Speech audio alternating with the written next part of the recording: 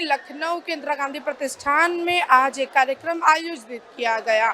सामाजिक न्याय और अधिकारिता मंत्रालय के द्वारा से नमस्ते डे का कार्यक्रम आयोजित किया गया। इस कार्यक्रम में कई बड़े नेता भी मौजूद है। राज्य मंत्री BL वर्मा और राज्य मंत्री नरेंद्र कश्यप भी मौजूद है। इस कार्यक्रम में कर्मचारी, नगर निगम के कर्मचारियों को सेफ्टी किट, PP किट और आयुष्मान कार्ड भी वितरण किए गए। हम आपको ये भी बता दें कि फैशन शो भी कराया गया और नमस्ते डे की हेल्पलाइन नंबर भी का उद्घाटन किया। 14473 का हेल्पलाइन नंबर का उद्घाटन किया, जिससे आम जो जनता है वो हेल्पलाइन नंबर पर फ़ोन करके और जहां पर समस्याएं हैं वहां पर कर्मचारियों को बुला सकती है। मैं उजला खान, श्री न्यूज़, लखनऊ। लखनऊ नगर निगम के विकास कार्यों में बाधा बन रही है बजट की कमी। लखनऊ के पार्षदों की हुई अहम बैठक में इस मुद्दे पर चर्चा हुई। बैठक करीब 1.5 घंटे तक चली, जिसमें 15वें वित्त पुलिया और नालों की मरम्मत से जुड़े कार्यों पर जमकर बहस हुई।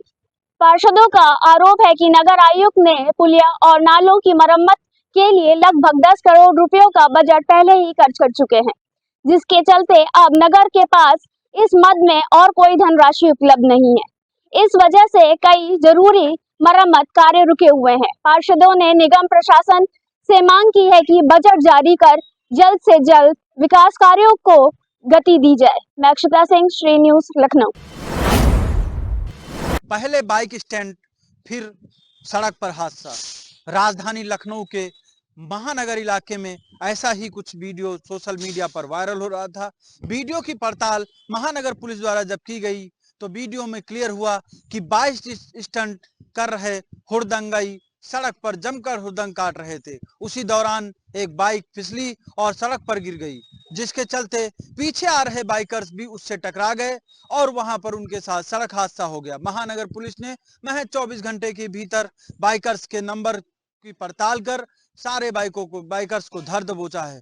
पुलिस का यह एक्शन एक सराहनीय पहल है और उन बाइकर्स और स्टंटबाजों के लिए भी चेतावनी है जो लगातार शहर में हुड़दंगाई करते हैं। लखनऊ से श्री न्यूज़ के लिए आशुतोष द्विवेदी। अब अकबर महान नहीं, अकबर निर्मम था पढ़ाया जाएगा। NCERT की किताबों में एक बार फिर से बड़ा बदलाव हुआ। कक्षा 8 की सामाजिक विज्ञान की नई किताबों में अब मुगल शासकों की वीर गाथाएं नहीं बल्कि उनकी क्रूरता पढ़ाई जाएगी। पहले बच्चों को अकबर, औरंगजेब, शाहजहां और बाबर जैसे शासकों की विरासत से जानकारी दी जाती थी, लेकिन अब इन हिस्सों को हटा दिया गया है। शिक्षा मंत्रालय की माने तो नई पीढ़ी को सही इतिहास और तथ्य बताना जरूरी है। केंद्रीय मंत्री का कहना है कि छात्रों तक वही जानकारी पहुंचे देश के गौरव और सभ्यता को सामने लाए।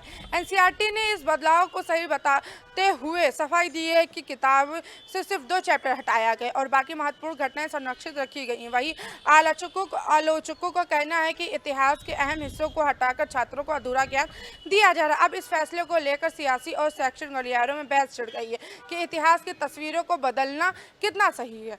मैं उजला खान, श्री न्यूज़, लखनऊ। आज हम फतेहपुर जनपद के उस आखिरी छोर पे खड़े हैं जिसको हम कह लें असनी पुल। यहाँ से फतेहपुर जनपद की सीमा समाप्त होती है और मेरे पीछे रायबरेली की सीमा पुल के उस पार आरंभ होती है।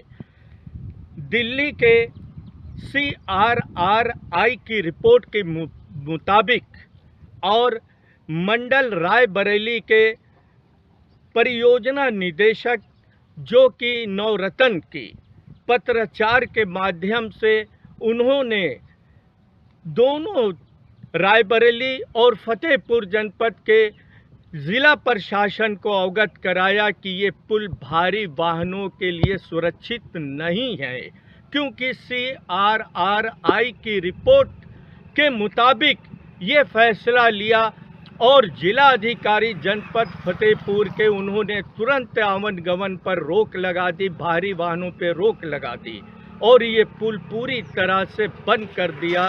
6 माह तक ये पुल बंद रहेगा, क्योंकि ये जो पुल मार्ग है ये लखनऊ मार्ग को जाके जोड़ता है और यातायात बाधित न हो तो यातायात के लिए हुसैनगंज होते हुए रायबरेली जनपद होते हुए लखनऊ गाड़ियों का आवन गमन सुचारू रूप से संचालन करा दिया गया। ये पुल 6 माह के लिए बंद करवा दिया गया है और जब CRRI की रिपोर्ट इसके मरम्मतीकरण के बाद आएगी तभी पुनः ये पुल चालू कराया जाएगा। कैमरामैन अज़मी के साथ मुमताज़ अहमद, श्री न्यूज़, फतेहपुर। लखनऊ में साइबर क्राइम का बड़ा खुलासा हुआ। पुलिस ने एक गिरोह का भांडाफोड़ करते हुए 8 आरोपियों को गिरफ्तार किया, जो digital arrest, work from home और शेयर ट्रेडिंग के नाम पर लोगों से करीब 20 करोड़ रुपए की ठगी कर चुके थे। पूछताछ में चौंकाने वाली बात सामने आई है कि इस गिरोह का सरगना 5वीं फेल है और टेलीग्राम के जरिए चीन के ठगों से संपर्क में था। ठगी की रकम अलग अलग बैंक खातों के जरिए हवाला, क्रिप्टो करेंसी और US डॉलर में विदेशी खातों में भेजता था।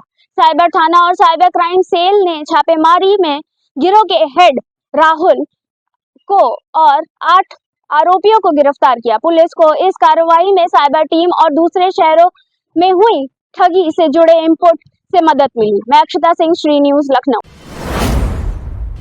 समाजवादी पार्टी का ड्रीम प्रोजेक्ट और लखनऊ का चर्चित JPNIC प्रोजेक्ट एक बार फिर से सुर्खियों में है। सपा सरकार के दौरान शुरू हुआ इस ड्रीम प्रोजेक्ट की पुरानी गवर्निंग कमेटी को अब आधिकारिक रूप से भंग कर दिया गया। नई बदलाव के तहत प्रमुख सचिव की अध्यक्षता में जल्द ही एक महत्वपूर्ण बैठक की जाएगी।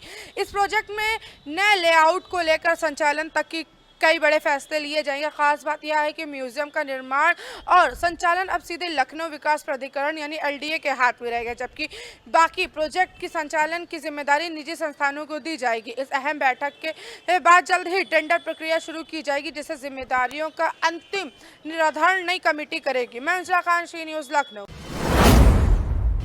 14 जुलाई की रात कैसरबाग इलाके में एक दिल दहला देने वाली घटना सामने आई है, जहां पर एक मां ने अपनी 7 वर्षीय मासूम बेटी की दर्दनाक तरीके से हत्या कर दी। हत्या का उद्देश्य पति की जायदाद पाना और पति को झूठे मुकदमे में फंसाना था।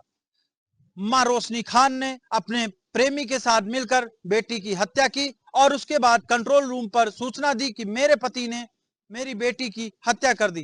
पुलिस ने मामले की पड़ताल की तो सामने आया कि मां ने पैसे के लालच में अपनी बेटी की हत्या की।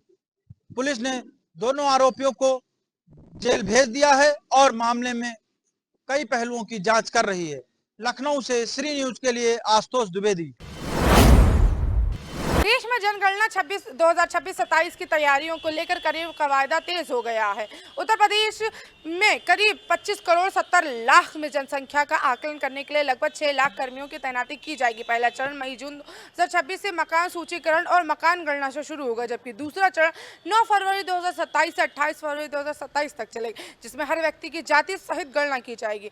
जनगणना निदेशक शीतल वर्मा ने मुख्य सचिव मनोज कुमार सिंह को पूर्व कार्य योजना की जानकारी दी। सभी कर्मियों को दोनों चरणों से पहले 3 दिवसीय प्रशिक्षण के भी दिया जाएगा। उत्तर प्रदेश में 5 लाख प्रगढ़ और 84,000 सुपरवाइजर और 12,000 राज्य स्तरीय अधिकारी इस ऐतिहासिक कार्य में जुटेंगे। बेघर लोगों की गिनती 28 फरवरी 2027 से शुरू की जाएगी और 1 से 5 मार्च तक के सभी आंकड़ों का पुनरीक्षण किया जाएगा।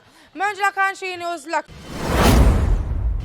महाराजगंज जिले के पनियरा थाना क्षेत्र के ग्राम सभा रामपुर में भूमि विवाद को लेकर के 2 पक्षों के बीच मारपीट का एक वीडियो सोशल मीडिया में वायरल हो रहा है। बता दें कि पीड़ित अमित कुमार ने पनियरा पुलिस को इस मामले में एक प्रार्थना पत्र देकर आरोपियों के खिलाफ कानूनी कार्रवाई की मांग की है। बता दें कि अमित कुमार के द्वारा भूमि की पैमाइश कराई गई थी। पैमाइश के बाद अमित कुमार अपने जमीन में पिलर लगा रहे थे। इस दौरान आरोपी मौके पर पहुंचे और मारपीट करने लगे। ऐसे में सवाल उठता है कि यहाँ कानून का नहीं बल्कि लोगों की मनमानी चल रही है। महाराजगंज से अर्जुन कुमार मौर्य, श्री न्यूज़। लखनऊ नगर निगम ने अतिक्रमण के खिलाफ सख्त कार्रवाई शुरू कर दी है। मेयर सुषमा खरकवाल और नगर आयुक्त गौरव कुमार के आदेश पर यह अभियान चलाया गया है। टेढ़ी पुलिया में 14,000 रुपयों का जुर्माना लगाया गया है और 2 ट्रक सामान सहित जब्त कर लिए गए हैं। चंदन नगर से आलमबाग मेट्रो स्टेशन तक कई ठेले, काउंटर और मेज हटाए गए हैं। बुद्धेश्वर मंदिर के पास 20 ठेले और 15 अस्थायी दुकानों को हटाया गया है। कुछ लोगों ने विरोध किया, लेकिन पुलिस ने हालात संभाल लिए। नगर निगम ने साफ कहा है कि अतिक्रमण पर किसी भी तरीके की ढील नहीं दी जाएगी। मैं अक्षता सिंह, श्री न्यूज, लखनऊ।